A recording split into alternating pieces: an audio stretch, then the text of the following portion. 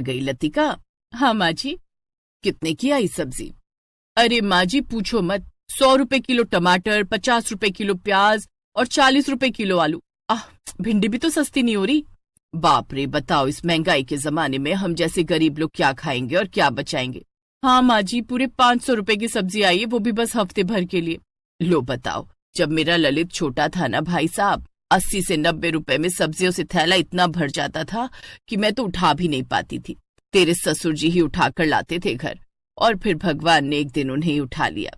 जिस पर बोझ ज्यादा होता है ना, उसे भगवान जल्दी उठा लेते हैं। अब तो तू भी जरा कम कम सब्जी लाए कर बेटी, है ना? हाँ हाँ माँ जी।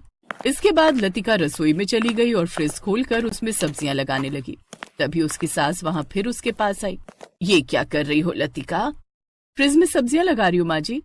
अरे पर ऐसे फ्रिज खोलकर बैठेगी इतनी देर तक तो इसकी ठंडक सारी निकल जाएगी ना, और फिर क्या कहते हैं इसकी वो गैस तो सारी की सारी खत्म ना हो जाएगी। तो क्या करूँ माँ जी? सारी टोकरी बाहर निकाल ले, फिर बाहर ही सब्जी लगा दे और फिर एक बार में सारी टोकरियां अंदर रख देना, समझी? जी माँ जी समझ गई। नहीं तू समझी नहीं। देख बेटी, बूंद बूंद से सागर भरता है। क्या भरता है? सागर माँ जी। इस तरह सुमन अपनी बहू लतिका को एक बार फिर बचत का पाठ पढ़ाकर वहां से चली गई। गलती सुमन की नहीं थी। पति के जाने के बाद सुमन ने बहुत गरीबी देखी थी।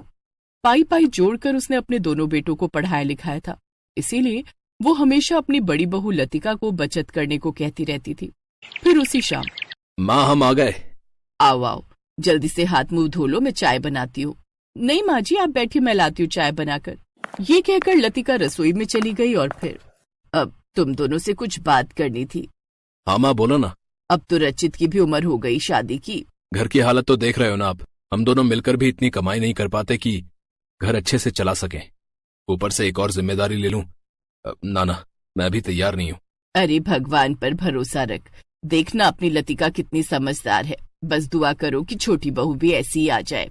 तो चिंता मत कर छोटे, औरत तो वैसे भी लक्ष्मी का रूप होती है। क्या पता तेरी होने वाली पत्नी आकर हमारी किस्मत बदल दे।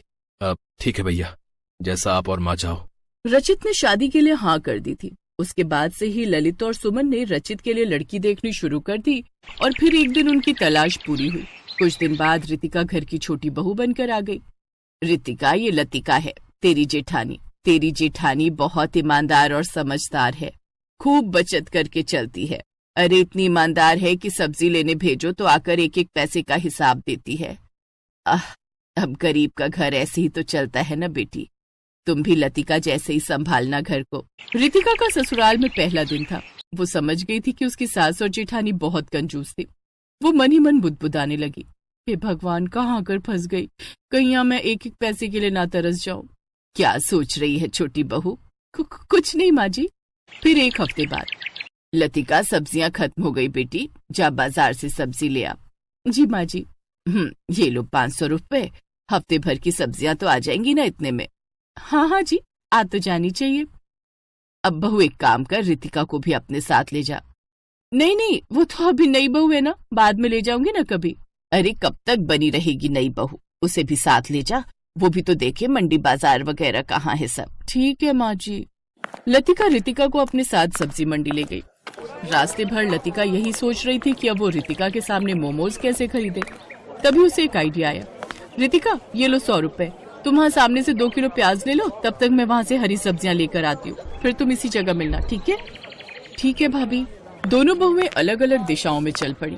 वहीं थोड़ी दूर पर फास्ट फूड के ठेले लगे हुए थे, जिन्हें देखकर उन दोनों के मुंह में पानी आने लगा।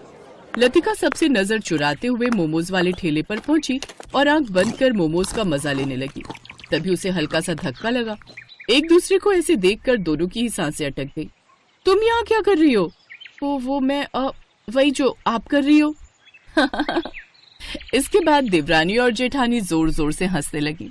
वो दोनों समझ गई थी कि वो दोनों एक जैसी हैं, फास्ट फूड की चटोरी। मानना पड़ेगा भाभी, सासू माँ को अच्छा चला रखा है आपने। नहीं यार, चाहती तो नहीं हो झूठ बोलना, पर क्या करूँ, मोमोज खाने के पैसे ही नहीं मिलते तो और क्या करती। मैं खुद बिना चाउमीन खाए नहीं रह पाती, लेकिन अब मुझे पता लग गया कि मैं कैसे चाउमीन खा सकती हूँ। और अगर कभी माँ जी ने हम में से किसी एक को ही सब्जी लाने भेजा तो हम दूसरी के लिए फास्ट फूड पैक करा लाएंगी। वादा? हाँ सही है, पक्का वादा। देवरानी और जेठानी आज सहेलियां लग रही थीं। वो खुशी खुशी घर लौटी और फिर बड़ी देर कर दी तुम दोनों ने। वो आज बहुत भीड़ थी माँ जी। अच्छा हुआ जो तुम दोनों सही सलामत वापस आ गई।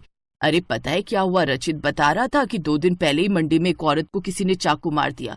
भैया आगे से तुम दोनों ही मंडी नहीं जाओगी, ललित ले आएगा सब्जी वब्जी। इतना सुनते ही लतिका और रितिका के प्राण सूख गए।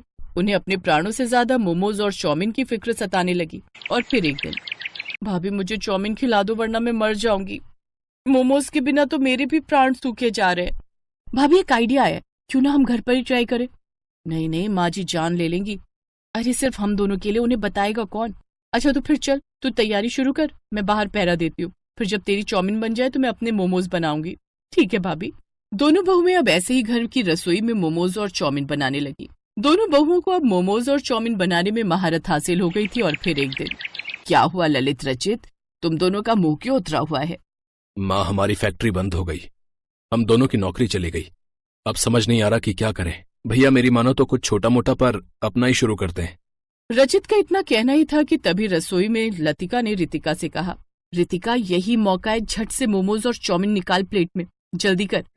अगले ही पल लतिका और रितिका प्लेट में मोमोज और चाउमीन लेकर बाहर खड़ी थी, जिसे देखकर सुमन और उसके दोनों बेटों के मुंह में पानी आ गया। कहाँ से मंगवाए रितिका? भैया ये हम दोनों ने बनाए हैं घर पर। हम चाहते हैं कि हम फास्ट फूड का ठेला लगाएं दोनों मिलकर। क्या कहा? घर की बहुएं ये मोमोज और चाउमीन बनाकर बेचेंगी? ना ना ना, नहीं, बेचेंगे तो आपके दोनों बेटे, हम तो सिर्फ बनाएंगी। हाँ माँ, क्या पता यही हमारी किस्मत बदल दे। चारों की मर्जी के आगे सुमन ने भी हाँ कर दी। और फिर अगले ही दिन से वो चारों मिलकर अपने घर के बाहर फास्ट फूड का ठेला लगाने लगे। अब तो सुमन भी खुश और उसके दोनों बेटे भी खुश। और रही बात रितिका और लतिका की, तो उनकी तो जैसे हर ख्वाहिश पूरी हो गई थी।